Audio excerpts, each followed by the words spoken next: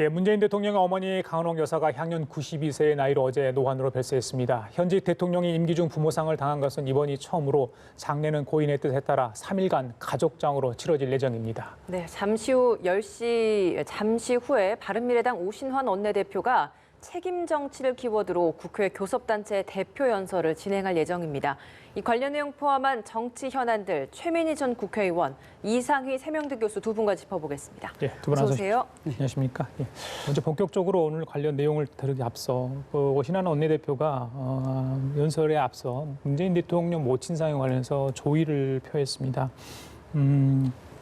어제 향년 92세로 별세하지 않았습니까? 문 대통령 직접 마지막 모습을 지켜보셨다고 해요. 모친과의 그 3호곡에 대한 이야기는 저희들이 좀 익히 들어서도 알고 있는데 장관들도 오늘 아침에 조문을 하려다가 빈소 밖에서 그냥 머물러 돌아올 수밖에 없었다. 그러니까 조문과 그 조화 이런 걸 다 일절 거절했기 때문에 그랬다고 들었습니다. 일단 뭐 정부나 청와대 조치는 어떻게 보십니까? 그러니까 문재인 대통령 평소 성품대로 하신 것 같고, 만약에 저렇게 안 하시면 또 어떻게 되겠습니까? 정말 긴 조문 행렬 그런 것도 뭐 별로 원하시지 않았던 것 같고, 그리고 어쨌든 위로를 드립니다. 왜냐하면 부모님은 마음의 기둥, 아버지는 마음의 기둥, 어머니는 마음의 고향인데. 예.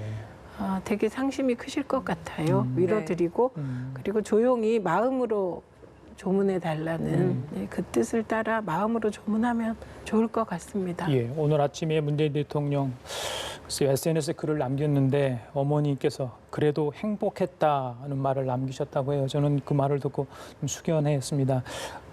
이 교수님, 예전에 뭐 청와대 계셨기 때문에 그 현직 대통령으로서 부모상을 당한 건 처음이라고 합니다. 네, 처음이죠. 예, 청와대는 이 시기에 그 대통령의 뜻에 따라서 어떻게 움직일 수 있는 겁니까? 이 직계 가족에 대한 장례가 처음이기 때문에 뭐 어떻게 할지는 그 자체적인 어떤 판단에 따라야 되겠습니다만은 일단 뭐 규칙상이라든가 조례상이라든가 뭐 제도상에 대통령의 직계 가족이 돌아가셨을 때는 어떤 절차를 한다 이런 어떤 것은 없습니다. 없기 때문에 일반 어떤 평범한 형태의 장례 절차 이런 것을 따를 수밖에 없는 그런 입장이고 뭐 대통령의 입장이기 때문에 또 이런 부분들은 너무 또 특별하게 부각시키는 것도 좀 문제가 있다라고 보는 것이죠. 뭐 그런 측면에서 뭐 세상에 어느 자식들이 부모가 돌아가신 데 슬프지 않겠습니까? 아마 대통령도 똑같은 그런 마음이 아닌가 생각이 들고요. 특히 이제 고 강은옥 여사 같은 경우에는 뭐 문재인 대통령의 책 운명에서도 많이 나와 있습니다만은 상당히 좀 애틋한 그런 감정을 갖고 있지 않겠습니까?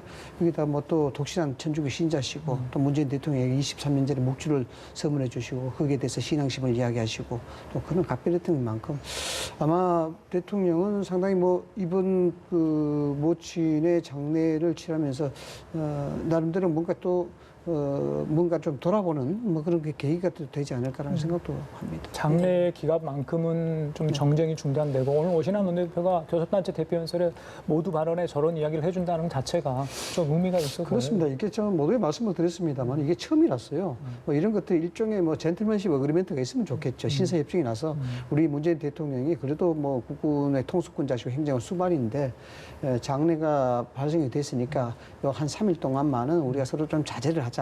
이런 어떤 협정이 있었으면 좋겠습니다만 글쎄요, 그게 지금 뭐 오신환 원내대표 연설을 보면은 뭐 그렇지 않은 것 같아요. 네.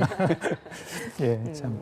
내용을 좀 이제 좀 천천히 짚어보도록 하겠습니다. 예. 대표 연설 처음에 나왔던 이야기가 한일 관계에 대한 언급이었습니다. 이런 언급을 가장 먼저 꺼낸 건 어떤 이유였다고 보세요? 그러니까 지금 정치권의 때 아닌 친일 논란이 일어나고 있지 않습니까? 근데 그 친일 논란이 일어나는 것을 보면 이제 아베의 경제적인 도발에 대하여 이제 각 당이 분명한 입장을 취하기를 국민들은 원하실 텐데 입장이 좀 다르잖아요. 근데 바른미래당의 경우는 그 자유한국당과 우리는 입장이 다르다. 이걸 분명히 보여준 것 같고, 근데 또 아베만 비판한 게 아니고 국내 정치에서도 똑같은 비판을 하는, 그러니까 바른미래당은 중간 정도의 입장에서 자기 위치를 드러내주는 것 같습니다. 그리고 그 말하신 앞부분의 내용, 우리 뒷부분을 못 들었잖아요. 예, 그 맞습니다. 내용은 다 동의가 되는 내용 아닙니까? 일본에 대한 그렇죠. 미래지향적인 태도를 위해선 과거사를 확실히 반성하고 가야 한다. 근데 그건 아무래도 자유한국당을 좀 더 의식한 게 아닐까 이런 생각을 해보았습니다. 예. 상당히 좀 전략적으로 많이 고민을 했다는 느낌을 받을 수가 있습니다. 일종의 책임 정치에 대한 공격을 하기 위해서 합리적인 방안을 하나 끄집어냈다라고 이렇게 해석이 되는데 뭐냐 예. 그러면은 일본에 대한 책임을 이야기하면서 바로 국내 정치의 책임 정치를 이야기했거든요. 이런 부분에 있어서는 정쟁을 위한 정치적 공방, 정치적 공격을 위한 원내대표 연설이 아니다. 결국 이 책임 정치에 대한 부분들이 합리적인 논거가 이럴 것이다라고 해서 그 책임 정치에 대한 뜻을 좀 더 부각시키기 위한 그런 조치라고 이렇게 봐야 되는 것이고요. 예. 그 다음에 어떤 의미로서는 좀 뜬금없다 볼 수 있을 정도로 원내대표 연설에 일본에 대한 얘기를 서두에 먼저 끄집어낸 것은 뭐 여러 가지로 분석을 할 수가 있겠습니다만 제가 어떤 생각이 드는 것은 한국당의 나경원 원내대표 연설과는 좀 더 차별성을 가지고 가는구나라는 것을 느낄 수가 있었어요. 뭐 어제 보셨습니다마는 상당히 좀 신랄한 공격을 했었고 여기에 대해서 뭐 여러 가지 논쟁이 있습니다마는 일단 제3야당으로서의 위상 이것이 굉장히 중요한 것 아니겠습니까?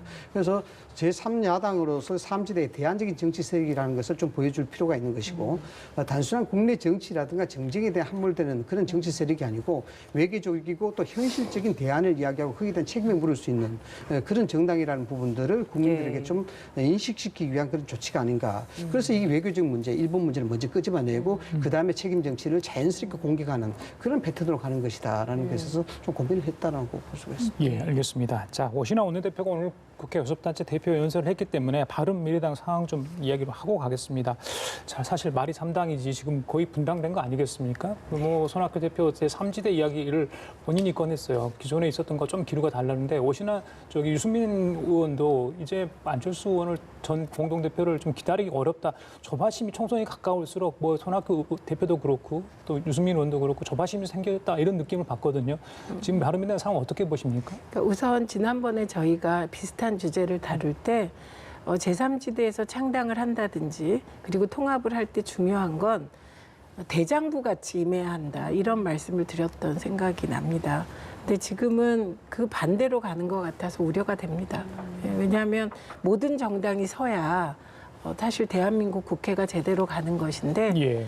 이게 그렇지 않게 되면 사실 국민들께서 좀 걱정이 많이 되시잖아요. 예. 그래서 저는 이럴 때일수록 좀 더 한 발 떨어져서 차분하게 상황을 봐야 된다 이렇게 보고 예. 그다음에 손학규 대표께서는 참 어려운 처진 것 같습니다. 그래서 지금은 완전히 욕심을 내려놓으시고 이 상황을 정리하셔야 될 것 같고 정리해야 된다. 네, 그런 모습을 보여주셨습니다. 2011년에 그 혁신과 통합과 민주당이 통합할 때 그때 당대표가 손학규 대표셨는데 그때 통합하시고 정말 미련 없이 당대표 버리셨거든요. 예. 그러니까 그래서 그때 통합이 성공했다는 평가를 받았거든요. 그리고 그 이후로 민주당이 집권하는 길을 여신 그런 역할을 하셨습니다. 그래서 예. 손학규 대표님이 그렇게 할 때 아마도 뜻하지 않은 그런 인정도 받고 평가도 받게 되지 않을까 싶습니다. 예. 손학규 대표가 뭐 새로운 정당 대표를 찾고 자신은 미랄이 되겠다라는 이야기를 한 게 바로 직전에 이제 문병호 최고위원이 탈당을 선언을 하면서 또 이런 결심을 하게 된 게 아닐까라는 생각도 들거든요. 좀 어떤 고심들이 좀 많이 있을 거라고 보시나요? 손학규 대표의 입장으로서는 뭐 정치적인 절벽에 서 있다 이렇게 봐야 되겠죠. 뭐냐 그러면 손학규 대표가 저렇게 대내외적으로 공격을 받으면서까지도 당대표를 유지하는 그 이유가 뭐 있느냐라는 부분인데 궁극적으로 본인의 정치 철학에 있어서 다당제를 가야 되겠다. 그런 것을 위해서 제3지대 중도 세력을 확실하게 자기가 만들겠다. 이런 원칙이었거든요. 그런데 정치라는 것이 참 냉정합니다. 어떤 형태의 원칙을 실현시키려 하더라도 이 세력이 있어야 되는 부분이거든요. 그 세력을 통해서 실현을 시켜나가는 것인데 지금 그에 대한 세력 자체가 원심력을 잃어버렸죠. 특히나 문병호 최고위원 같은 경우에는 손학규계로 인정이 됐던 분인데 최근에 그런 사태로 인해서 문병호 최고위원이 탈당을 이런 형태가 나와버리니까 손학규 대표 입장으로서는 뭐 이걸 구동시킬 수 있는 세력 자체가 거의 다 와야 됐다 이렇게 봐야 되는 겁니다. 그러니까 새로운 당대표를 영입하겠다 본인이. 그러니까 계속 예. 당대표를 하겠다는 것보다 당대표를 영입하겠다는 그런 부분 아니겠습니까? 이런 부분에서 본인이 상당히 힘이 미약해졌다는 것을 인정하는 것이고요. 과연 지금 이런 지형 형태에서 바른미래당의 당을 이끌고 갈 사람들이 선뜻 나설 수 있겠느냐. 더군다나 손학규 대표가 손을 내미는데 누가 선뜻 손을 잡아주겠느냐. 이런 분도 굉장히 회의적이라고 봐야 되는 부분입니다. 유승민 의원 중심으로 한 바른정당 그리고 안철수계를 중심으로 한 국민의당 일부 의원들 변화와 혁신을 위한 뭐 행동 네, 뭐 그렇죠. 이렇게 좀 꾸리고 있잖아요. 그 내에서는 뭐 어떤 정책적인 가치나 이런 것들의 차이가 없겠습니까? 그 모임은 잘 꾸려나가실 수 있을 것 같습니다. 지금 바른미래당은 손학규 대표나 아니면 유승민 전 대표 측을 통틀어 보더라도 정치적 철학이나 가치보다도 정치적으로 총선에 어떻게 세력을 기반으로 확보할 수 있을까 여기 문제가 초점이 맞춰져 있습니다. 그래서 소위 말해서 이익적 연대와 이익적 해체 뭐 이렇게 봐야 되는 것이죠. 그런 측면에서 본다 그러면은 유승민 전 대표의 소위 그 변형 모임도 굉장히 지금 갈 길이 급합니다. 뭐 간단하지 않습니까? 지금 12월 달까지는 어느 정도 여유가 있겠죠. 뭐 예산의 심의라든가 국회 일정이 빡빡합니다만 정치적으로 여러 가지 모색을 할 수 있는 기회가 되는데 12월에 넘어가게 되면은 각 당의 공천 심사가 자체가 본격적으로 시작이 되고 여기에 대해서 뭐 공직자 선거 기간도 이제 90일 전에 다 사퇴해야 되고 총선 기류로 바로 가버리기 때문에 연대라든가 통합이라든가 총선을 모색할 수 있는 물리적 시간 자체가 없어지는 겁니다. 그래서 지금 한 달 정도밖에 기회가 사실 남지 않았습니다. 그런 측면에서 유승민 전 대표의 변형 모임은 굉장히 좀 바쁘다고 봐야 되겠죠. 예, 총선을 앞둔 바로 이전 해, 그러니까 올해죠. 그 의원들은 마음이 콩밭에 가 있다. 그런 콩밭에 가 있다 많은 이야기를 하잖아요. 지금 이제 공수처법, 사법개혁안, 또 선거제 개혁안들, 그다음에 예산안 처리. 지금 국회에서 논의는 중인데 어제 뭐 예산 결산 전체 종합질의도 뭐 파행되지 않았습니까? 공수처 이것도 지금 될지 안 될지 모르는 상황이고요. 이제 가장 중요한 게 어제 문희상 국회의장이 그 사법개혁안, 검찰개혁안 관련해서 부의 시점을 12월 3일로 당초 저희들이 29일 어제 정도면 뭐 부의할 수도 있다 이런 생각을 했는데 예상을 깼거든요.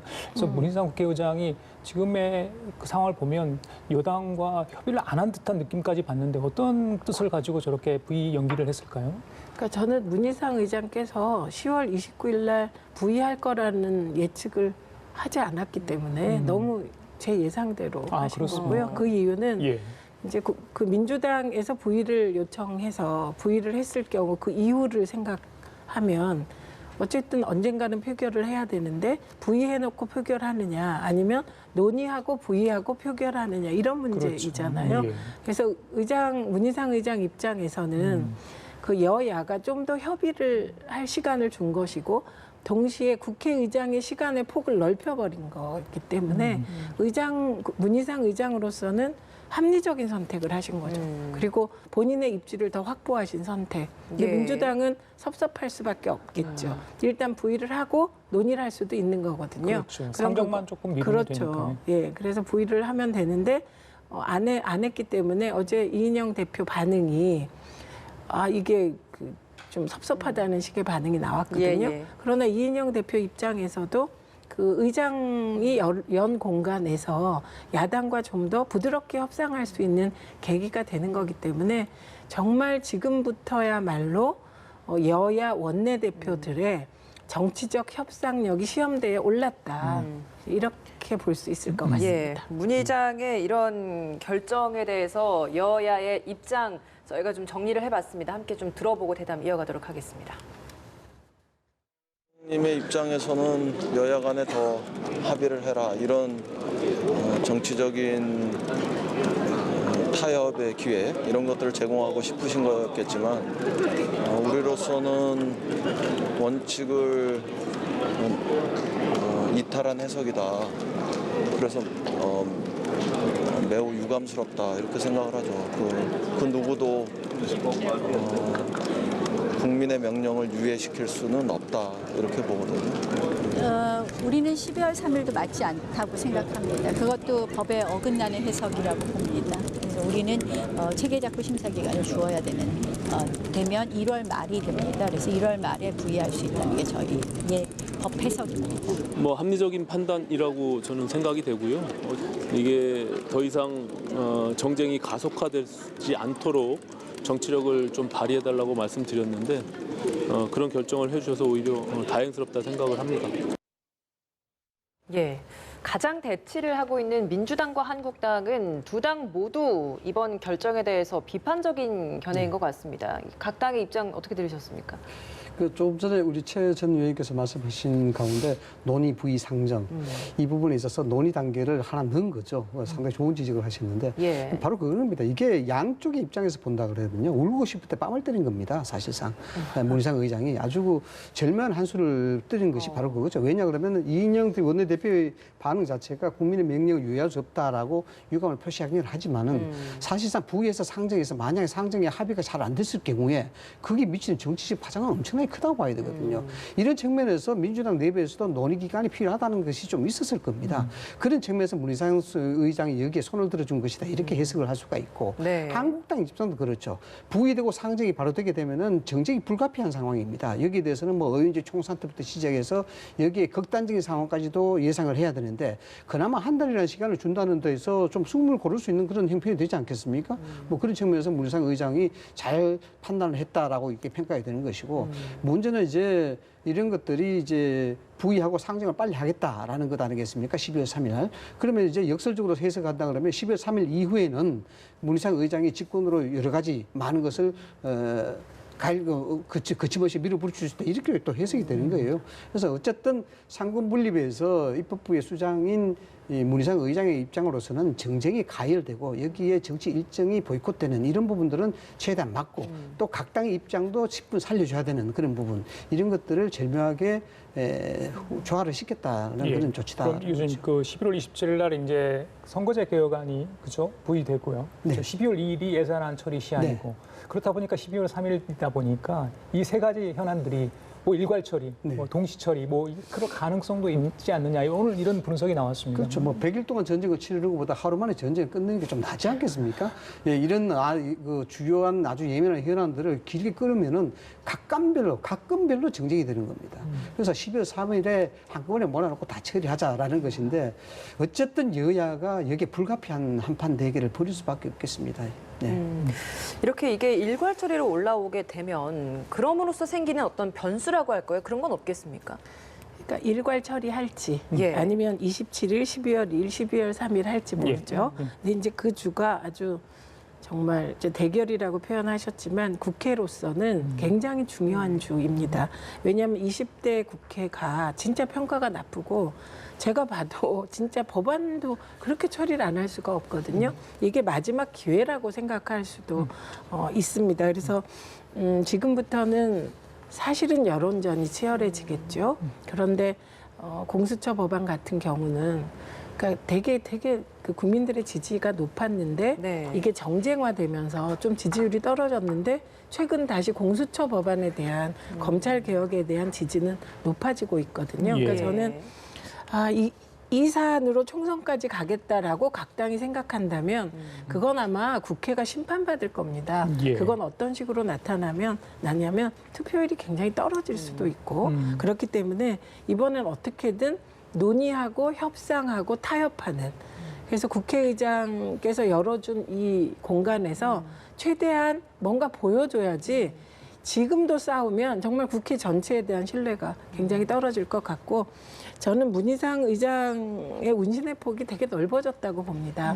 그리고 오신환 대표 같은 경우 얘기하는 거 보면 합리적인 결정이었다 이런 것이잖아요. 그러니까 예. 문희상 의장께서도 본래 그런 스타일이세요. 이렇게 좀 타협하고 논의하고 서로 이해하고 이렇게 국회가 절충하지 않은 스타일이시기 때문에 예. 그런 어디에선가 절충점이 찾아진다면 국민들의 걱정이 좀 덜할 것 같습니다. 알겠습니다. 자, 민주당 내부 이야기 좀 하겠습니다. 이 교수님, 더불어민주당 이해찬 대표가 오늘 오후에 국회에서 기자간담회를 엽니다. 당초에 11월 5일 정도에 있었는데 좀 앞당겼어요.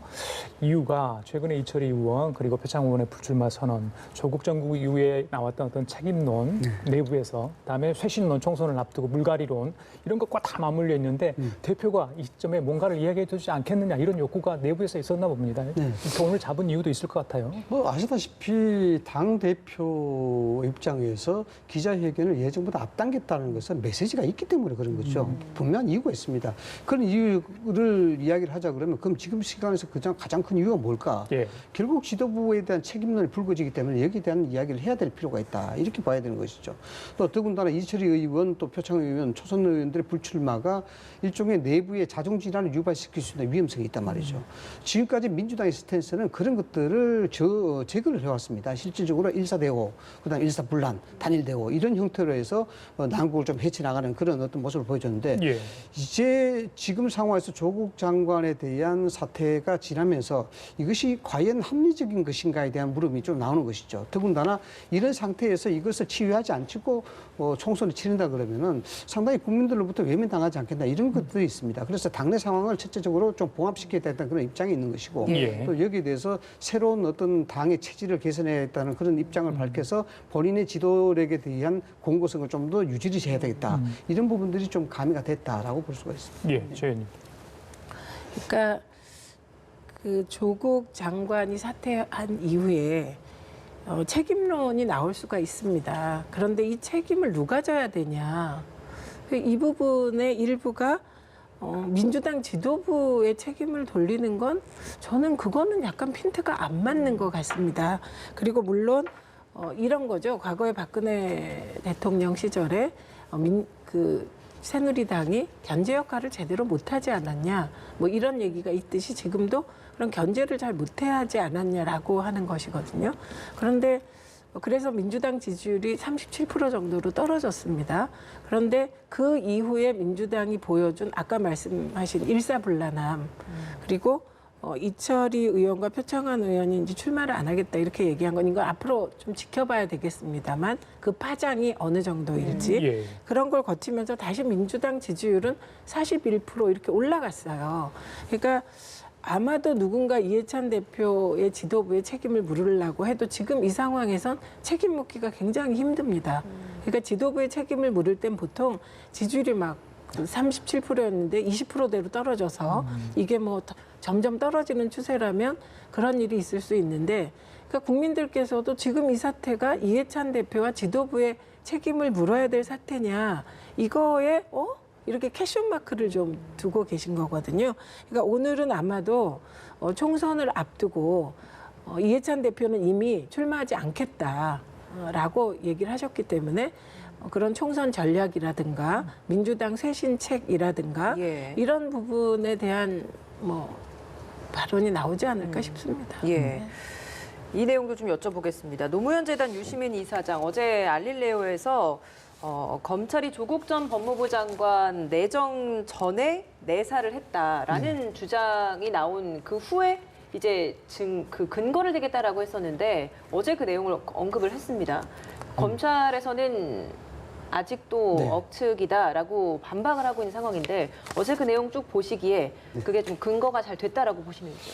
글쎄요, 저는 어제 그거 보면서 왜 유시민 이사장이 자꾸 저런 식의 도발을 할까라는 그런 생각을 했습니다. 왜냐 그러면은 유시민 이사장이 저기서 얻을 수 있는 정치적 이익이 무엇인가 이렇게 본다 그러면은 크게 없단 말이죠.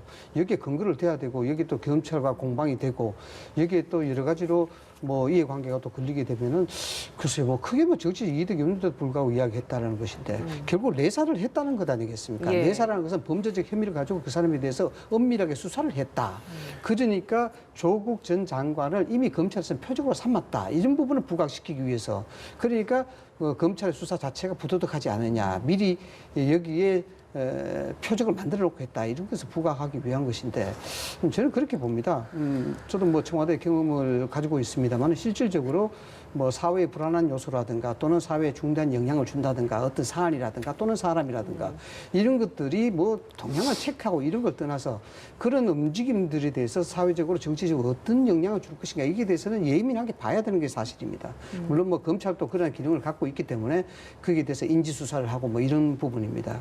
그런 측면에서 본다 그러면은 어떤 의미에서는 그것이 내사를 했든 뭐 법률적 용어를 적용하든 하지 않든 조국이라는 전 장관이 상당한 대중의 여론을 얻고 있는 입장이고 또 여기에 대해 영향력이 큰 사람인데 여기에 대해서 이 사람에 대한 이러저러한 얘기 자체가 문제가 있다고 본다 그러면은 검찰 수장의 입장에서는 이걸 이야기할 수 있는 의무감을 갖지는 않겠느냐. 또 그런 얘기가 오히려 충정심이 아니겠느냐. 지금 그렇게 보거든요. 그런데 이걸 굳이 문제화 삼는다는 게 저는 조금 설득력이 약하지 않느냐는 그런 생각이 많이 들었습니다. 예. 최 의원님 어떻게 들으셨나요? 저는 그 도발은 검찰이 하고 있다고 생각합니다. 그러니까 언론이 이제 조국 장관의 이 2달 반 전 장관의 수없이 많은 말을 쏟아냈습니다. 그런데 그 수없이 많은 말이 한 군데를 향하고 있었거든요. 검찰과 시각이 거의 동일했습니다. 제가 모니터한 결과로. 근데 그렇지 않은 얘기가 뭐 알릴레오라든지 몇 군데서 나왔어요. 그런데 알릴레오에서 그 말이 나오자마자 대검도 그렇고 검찰도 그렇고 너무 반응을 예민하게 하고 있는 겁니다. 유시민 이사장의 주장은 내사를 했다는 거예요. 그리고 내사를 한들 뭐가 문제냐라는 거예요. 그런데 문제는 대검에서 내사한 적 없다라고 한 거죠. 내사하면 어떻습니까? 저는 이미 조국 전 장관은 민정수석이었잖아요. 근데 민정수석에 대한 어떤 첩보가 입수됐다고 하면 그거 살펴보는 게 당연하지 않습니까? 그거를 유시민 이사장이 문제 삼은 적이 없다. 이게 가장 중요하고 그다음에 어제 알릴레오를 공개한 게 오후 6시거든요. 그런데 검찰이 또 반응을 즉시 내놓는단 말이죠. 그 내놓은 게 추측성 주장이다. 그다음에 공무수행을 비방했다는데 공무수행 비방 안 했어요. 제가 어제 봤거든요. 꼼꼼하게. 그런데 왜 그러는지를 잘 모르겠고 저는 검찰의 내사는 정당한 공무수행이라고 생각합니다. 다만 내사가 기준이 뭘까? 내사의 적절성은 뭘까? 그런 그 내사한 것을 본격적으로 수사하기 전에 하는 거기 때문에 본격적 수사라 함은 뭐 여러 가지 그 법원의 영장을 받아서 뭔가를 한 이후에 결론을 내려야 하는데 과연 내사로 결론을 내릴 수 있냐? 이거에 대해서는 좀 문제의식이 있거든요. 그래서 저는 오히려 저렇게 어떻게 보면 이 표현이 오히려 유시민 이사장 기분 나쁘겠지만 일개 1인 미디어입니다. 일개 1인 미디어가 KBS도 아닌데 일개 1인 미디어의 주장에 대해서 저렇게까지 따박따박 반박할 이유는 또 뭔가 이 부분이 더 저는 이상한 것 같아요. 예, 알겠습니다. 두 분의 이야기 듣는 걸로 마무리 좀 하죠. 지금까지 최민희 전 국회의원 이상희 3명 대표수 두 분과 함께했습니다. 말씀 잘 고맙습니다. 들었습니다. 예.